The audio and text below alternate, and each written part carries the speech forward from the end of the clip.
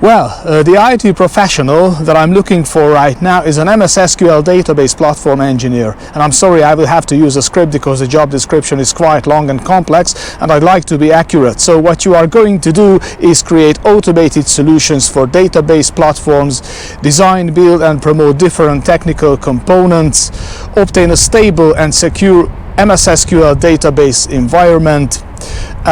follow up security recommendations proactively and reactively, minimize the operational risk, help other teams with their operational issues such as performance investigation and database stability, follow up security policies in a banking environment, and give on-call support and work outside business hours if needed. And what we expect from you is DevOps experience, support the team towards infrastructure as code solutions, programming and scripting languages such as Python, T-SQL, Powershell and Perl,